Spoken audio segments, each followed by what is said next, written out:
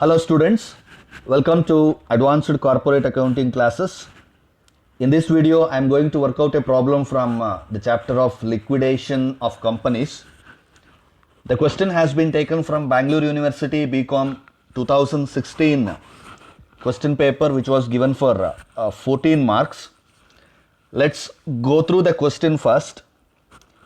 Ramu Limited went into voluntary liquidation on 31st March 2014 with their liabilities and assets were as follows. So they have given us the balance sheet of Ramu Limited, and that particular company is going into liquidation on 31st March 2014. The date of liquidation is very important. Now, if you go through the items on the balance sheet, you have 10% cumulative preference shares of rupees 100 each, that is 10 lakhs. Then you have two different types of equity shares. One is 5,000 equity shares of rupees 100 each, 75 paid. It is not fully paid, it is partially paid only. 100 rupees face value euro share, but payment is only 75. So there is a 25 rupees calls in arrears. So that comes to 3,75,000. 15,000 equity shares of 100 each. Again, only 60 rupees paid on this. That is 9 lakhs rupees. And 15% debentures secured by floating charge. Again 5 lakhs rupees. Interest outstanding on debentures 75,000. Debenture holders ke kodbekadantha interest outstanding pending ide, adannu kuda ನಾವು liquidation time ಅಲ್ಲಿ ಕೊಡಬೇಕಾಗುತ್ತೆ. Then you have creditors 6,37,500, that's about the liabilities. And on the asset side, you have various assets like land and buildings, plant and machinery, patents, stock, debtors and cash at bank. With this balance sheet, let us see what else they have given in the question. Preference dividends were in arrears for 2 years and the creditors include preferential creditors of 76,000. Right, let us break this into 2 points. Preference dividend were in arrears for 2 years. Preference dividend, see, preference shares, 10 lakhs preference shares is there and the rate of interest is 10%. For 2 years, the interest is pending, arrears. That means if you calculate 10% on 10 lakhs, that should be 1 lakh, and for 2 years it should be 2 lakhs. So, 2 lakh ರೂಪಾಯಿಗಳಷ್ಟು preference dividend 2 ಇಯರ್ಸ್ಗೆ pending ಇದೆ, ಅದನ್ನು ನಾವು ಕೊಡಬೇಕಾಗತ್ತೆ. That has to be calculated. That is one point. The next one is creditors include preferential creditors of rupees 76,000. Creditors include, where is creditors? Yes. This 6,37,500 creditors idiyalla, this amount is including this preferential creditors. ಅದರಲ್ಲಿ 76,000 rupees preferential creditors include ಆಗಿದೆ. That means this should be broken into 2 parts. Unsecured creditors ಒಂದು, preferential creditors ಒಂದು, ಅದನ್ನು ನಾವು break down ಮಾಡ್ಕೋಬೇಕು. Then the assets realized as follows: land and building 6 lakhs, plant and machinery 10 lakhs, patents 1,50,000, stock 3 lakhs, sundry debtors 4 lakhs. The expenses of liquidation amounted to 54,500. The liquidator is entitled to a commission of 3% on assets realized. In this case, the liquidator is getting only one kind of remuneration, that is 3% on the assets realized. Assuming the final payments including those on debentures is made on 39/2014, show liquidator's final statement of account. Please remember this date. This date is very important.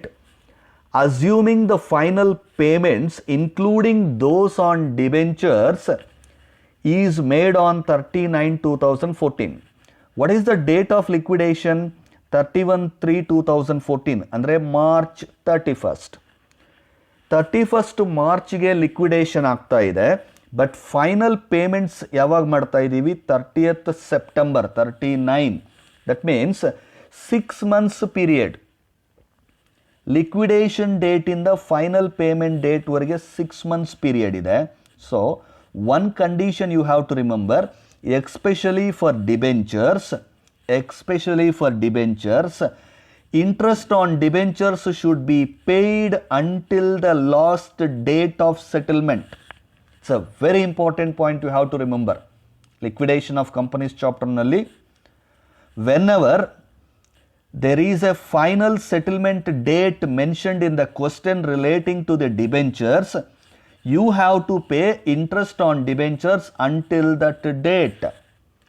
Liquidation ಡೇಟ್ವರೆಗೂ 31st March 2014 ಅಲ್ಲಿವರೆಗೂ ಅವರು outstanding interest ಮಾಡಿದ್ದಾರೆ, calculation ಆಗಿದೆ 75,000 outstanding interest on debentures.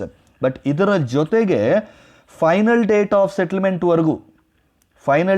ಸೆಟಲ್ಮೆಂಟ್ವರೆಗೂ ಕೂಡ ಅಂದರೆ 6 months additional ಇದೆಯಲ್ಲ, for that 6 months also you are supposed to calculate interest on debentures. ದಯವಿಟ್ಟು ಗಮನಿಸಿ, ಲಿಕ್ವಿಡೇಷನಲ್ಲಿ ಡಿಬೆಂಚರ್ ಹೋಲ್ಡರ್ಸಿಗೆ ಫೈನಲ್ ಸೆಟಲ್ಮೆಂಟ್ ಡೇಟ್ ಕೊಟ್ಟಿದ್ದರೆ, ಅಂದರೆ ಫೈನಲ್ ಆಗಿ ಯಾವತ್ತು ಅವರಿಗೆ ಪೇಮೆಂಟನ್ನು ಮಾಡ್ತೀವಿ ಅನ್ನೋ ಡೇಟನ್ನು ಕ್ವಶನಲ್ಲಿ ಮೆನ್ಷನ್ ಮಾಡಿದ್ದರೆ ಆ ಡೇಟ್ವರೆಗೂ ಕೂಡ ನಾವು ಅವರಿಗೆ ಇಂಟ್ರೆಸ್ಟನ್ನು ಕೊಡಬೇಕು. ಇಲ್ಲಿ ಲಿಕ್ವಿಡೇಷನ್ ಮಾರ್ಚಲ್ಲಿ ಆಗ್ತಾ ಇದೆ, ಫೈನಲ್ ಸೆಟಲ್ಮೆಂಟು ಸೆಪ್ಟೆಂಬರಲ್ಲಿ ಆಗ್ತಾ ಇದೆ. April, May, June, July, August, September 6 monthsಗೆ ಇವರಿಗೆ ಇಂಟ್ರೆಸ್ಟ್ ಪೇ ಮಾಡಬೇಕು ನಾವು additionally. Remember that. Let's proceed to the liquidator's final statement of account. So the statement is like this. Let us begin from debit side. We will enter all the assets realized items one by one. Assets realized items question ಅಲ್ಲಿ ಇಲ್ಲಿ mention ಮಾಡಿದ್ದಾರೆ ನೋಡಿ. Land and building 6 lakhs, machinery and plant 10 lakhs, patents 1,50,000, stock 3 lakhs, sundry debtors 4 lakhs. ಅದರ ಜೊತೆಗೆ cash, because ಕ್ಯಾಶನ್ನೇನು ಮಾರಾಟ ಮಾಡೋ ಹಾಗಿಲ್ಲ. There is no need to sale cash. Cash is already readily available resources. So cash ಜೊತೆಗೆ ಈ ಅಸೆಟ್ಸನ್ನು ಮಾರಾಟ ಮಾಡಿ ಬಂದಿರೋಂತಹ ಕ್ಯಾಶನ್ನೆಲ್ಲ ಇಲ್ಲಿ ಎಂಟ್ರಿ ಮಾಡ್ಕೊಳ್ತೀವಿ. Debit side of the liquidators final statement. First item cash at bank 1,50,000 given in the question. Cash at bank given in the question itself. Then assets realized, just now I shown you in the question, all these items are given in the question. Land and building 6 lakhs given in the question. Plant and machinery 10 lakhs given in the question. Patent realized 1,50,000. Stock realized 3 lakhs. And one more thing, whenever balance sheet is given in the question, ನಿಮಗೆ ಒಂಚೂರು confuse ಆಗ್ಬಿಟ್ಟು balance ಶೀಟಲ್ಲಿ ಇದೆಯಲ್ಲ sir ಈ assets ಅಲ್ಲಿಂದ ತೊಗೊಂಡ್ಬಿಡ್ತೀವಿ. No, balance ಶೀಟಲ್ಲಿ ಕೊಟ್ಟಿರುವಂಥದ್ದು position of the assets and liabilities as on the date of liquidation. But liquidator necessarily he need not sell the assets on that book values only. He may or he may not sell on book values. He may sell at higher values or he may sell at lower values.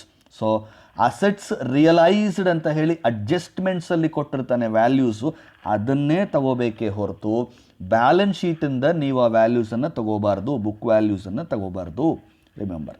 Then stock, ಅದಾದ ಮೇಲೆ sundry ಡೆಟಾರ್ಸ್ you have 4 lakhs, ಅದನ್ನು ತಗೊಳ್ಳಿ. Then ಅಲ್ಲಿವರೆಗೂ ಇರಲಿ. ಈ next item don't worry, ಅದನ್ನು ಆಮೇಲೆ ಹೇಳ್ತೀನಿ. ಸೊ ಅಸೆಟ್ಸ್ ಎಲ್ಲನೂ ರಿಯಲೈಸ್ ಆಗಿರೋದನ್ನು ಡೆಬಿಟ್ ಸೈಡಲ್ಲಿ ತೊಗೊಂಡಿದ್ದು ಆದಮೇಲೆ let us come to the credit side of the liquidators final statement. As per the preferential order ಮೊದಲು ಸೆಕ್ಯೂರ್ಡ್ ಕ್ರೆಡಿಟಾರ್ಸ್ ಇದ್ದರೆ ಕೊಡಬೇಕು. In this problem you don't have any secured creditors. We have liquidation expenses given in the ಕ್ವಶನಲ್ಲಿ mention ಮಾಡಿದ್ದಾರೆ. Liquidation expenses ನೋಡಿ 54,500. Yes, that liquidation expenses, you take it here on the credit side, first item. Then second item, you should go with liquidators remuneration. Liquidators remuneration, only one item of remuneration is mentioned in this question, that is 3% on assets realized. 3% on assets realized. Assets realized anta kottiddaga always don't consider cash. Cash is not sold.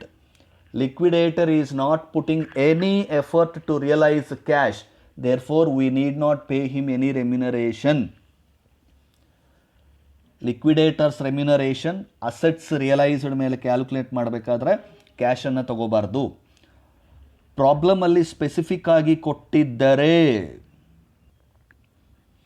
Sometimes ಪ್ರಾಬ್ಲಮಲ್ಲಿ specific ಆಗಿ including cash ಅಂತ mention ಮಾಡಿರ್ತಾರೆ. Sometimes, very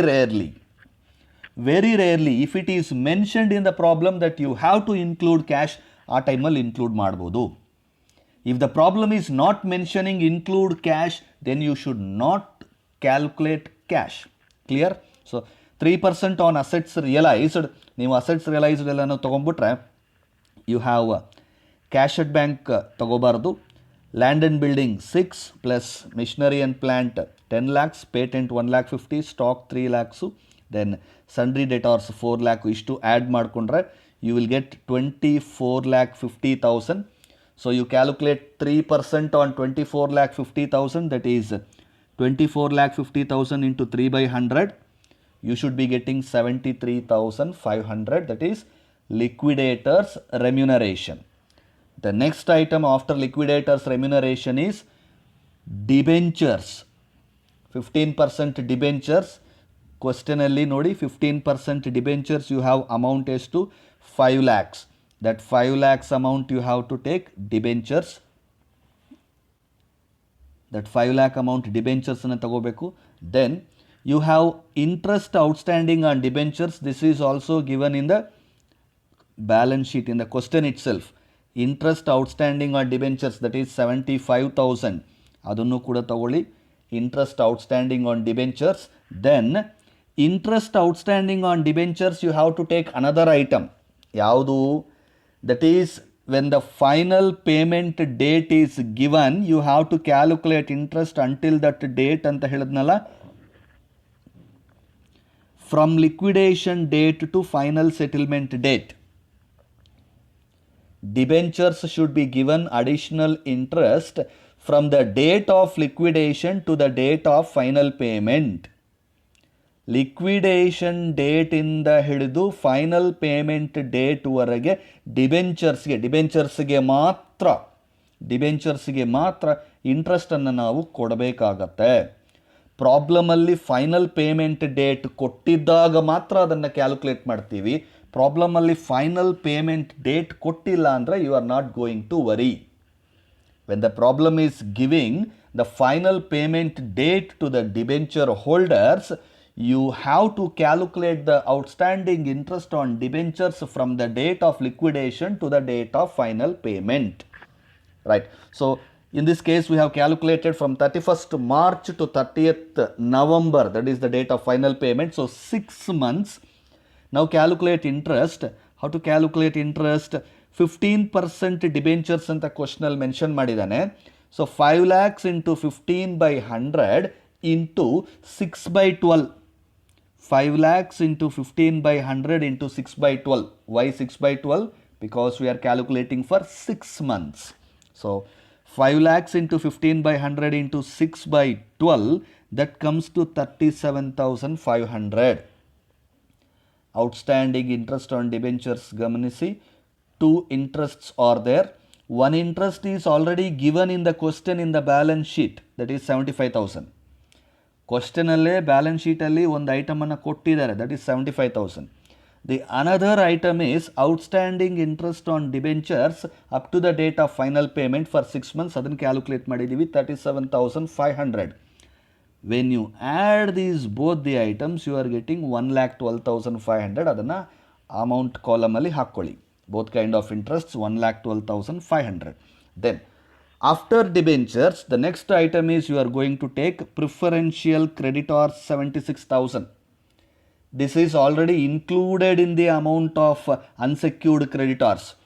Balance sheet ಅಲ್ಲಿ ಕೊಟ್ಟಿರುವಂಥ unsecured creditors ಅಲ್ಲೇನೆ 76,000 preferential creditors include ಆಗಿದೆ. preferential creditors ಅದನ್ನು ಹಾಕ್ಕೊಂಬಿಡಿ. Next item you should take unsecured creditors, that is total unsecured creditors minus preferential. In the balance sheet, if you see, they have mentioned, that is 6,37,500.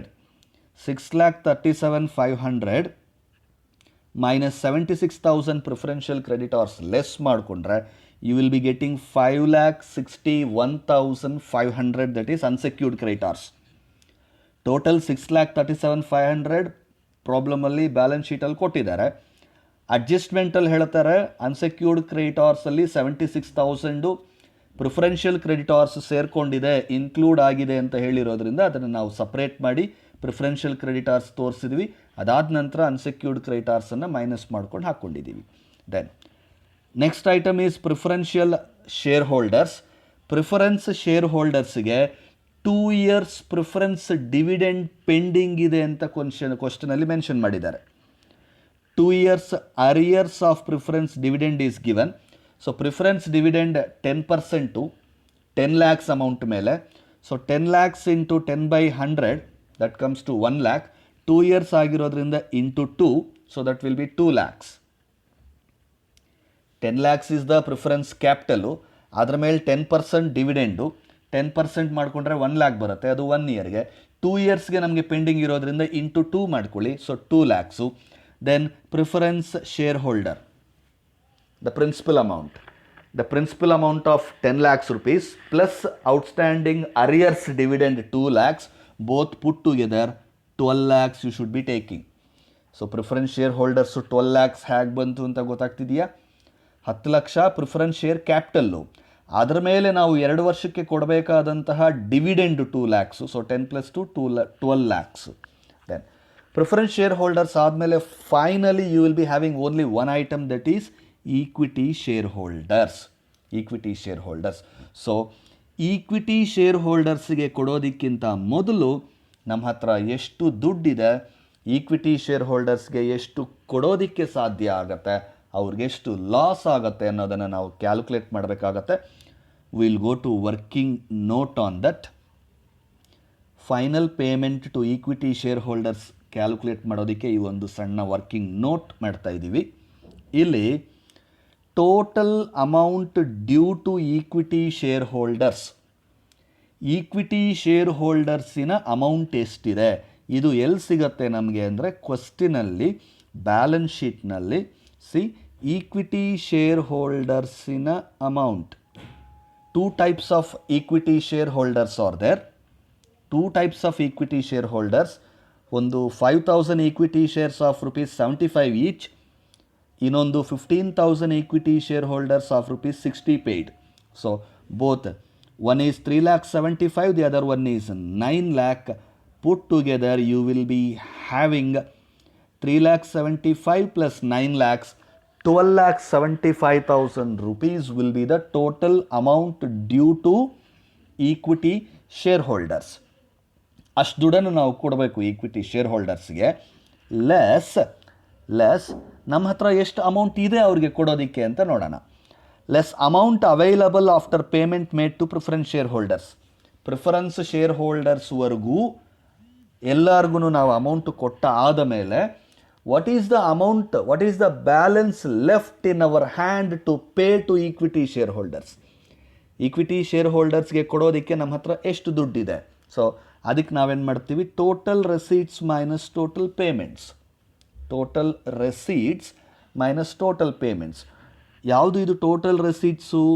ಈ total ರೆಸೀಟ್ಸ್ ಬಂದು add all the assets realized on the debit side of the liquidator's final statement including cash. ಆಮೇಲೆ ಇಲ್ಲಿ confuse ಆಗಬೇಡಿ, sir cash ತಗೋಬಾರ್ದಲ್ವಾ?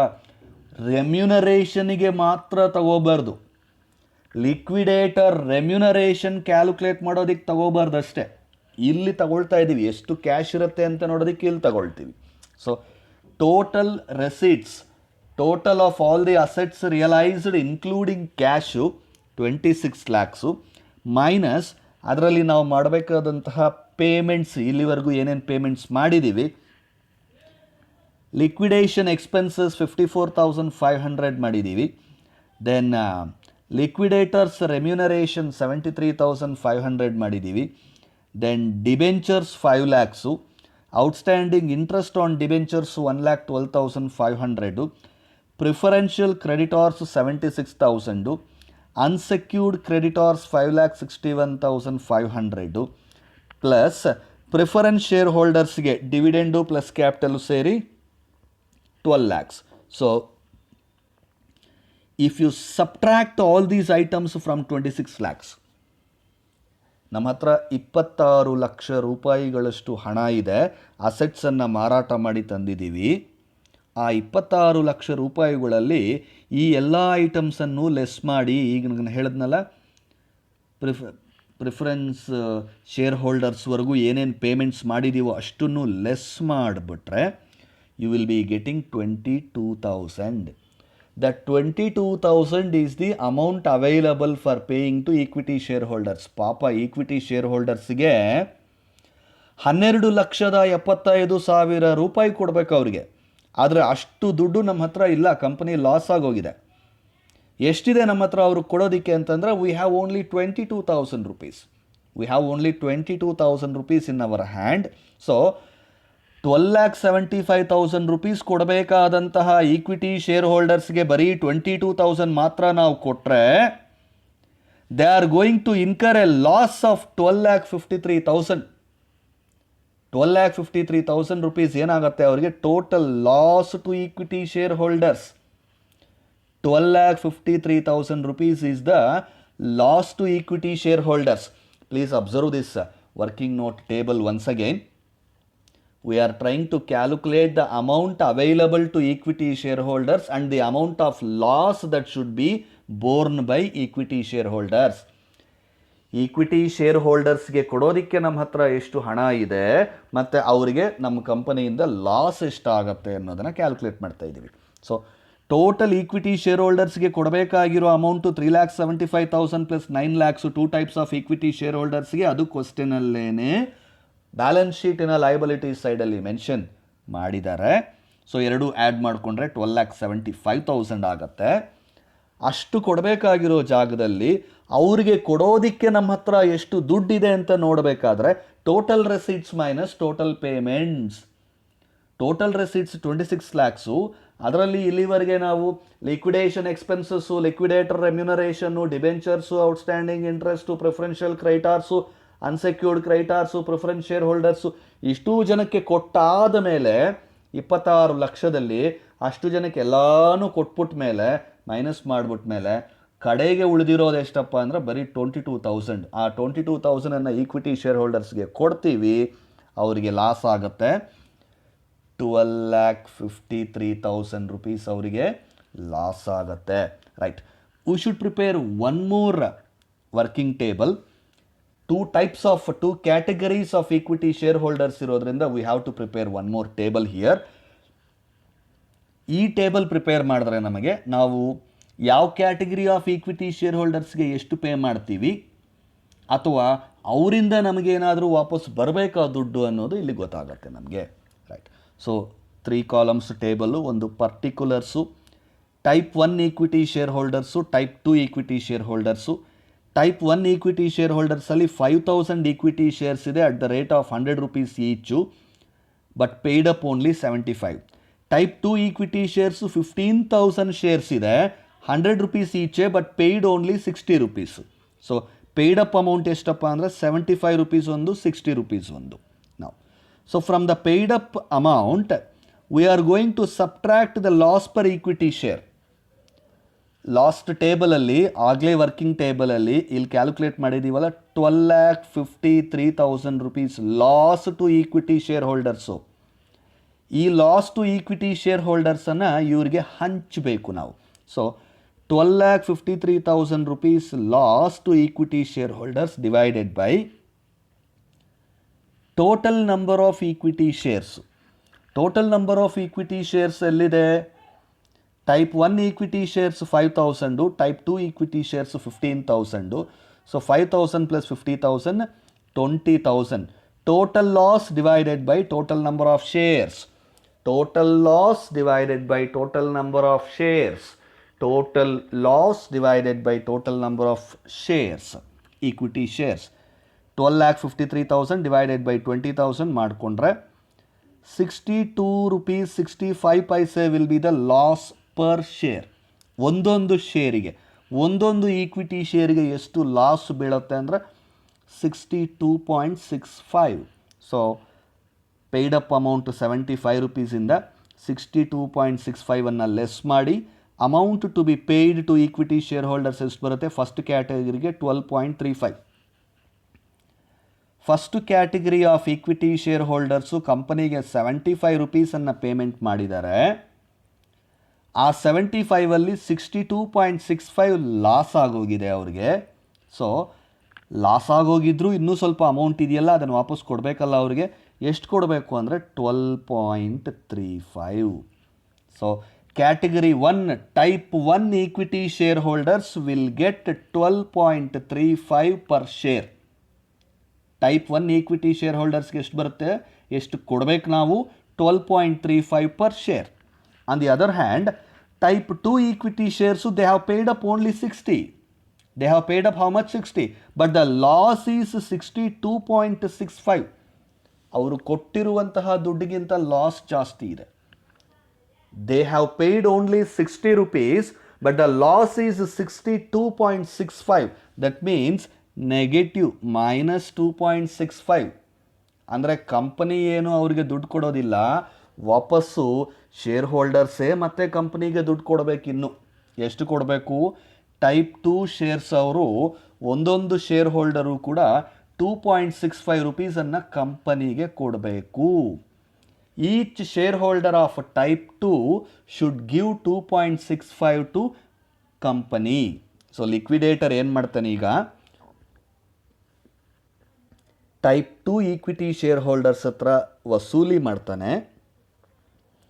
He will collect the amount from type 2 share holders and he will make payment to type 1 shareholders. So ಅದನ್ನು ಹೇಗೆ ತೋರಿಸ್ತೀವಿ? Go back to the liquidators final statement. So amount collected from equity shareholders ಎಷ್ಟು collect ಮಾಡಬೇಕು? Type 2 equity share holders ಹತ್ರ collect ಮಾಡಬೇಕು. ಯಾಕೆಂದರೆ ಅವ್ರಿಗೆ loss ಜಾಸ್ತಿ ಆಗಿದೆ. ಅವ್ರು ಪೇಮೆಂಟ್ ಮಾಡಿರೋದು 60 ರುಪೀಸೇ, ಬಟ್ ಲಾಸು 62.65 ಆಗಿದ್ದರಿಂದ 15,000 equity shareholders into 2.65. 15,000 equity shareholders into 2.65 39,750. ಅಷ್ಟು ಅಮೌಂಟನ್ನು they will bring to the company. Liquidator will collect 39,750 from type 2 equity share holders. 15,000 share holders ಇದ್ದಾರೆ. Each 2.65, that means 15,000 into 2.65 39,750 collect ಮಾಡ್ಕೊಳ್ತಾನೆ. ಅದನ್ನು debit side of the liquidators final ಸ್ಟೇಟ್ಮೆಂಟಲ್ಲಿ entry ಮಾಡ್ತೀವಿ. Amount collected from equity share holders.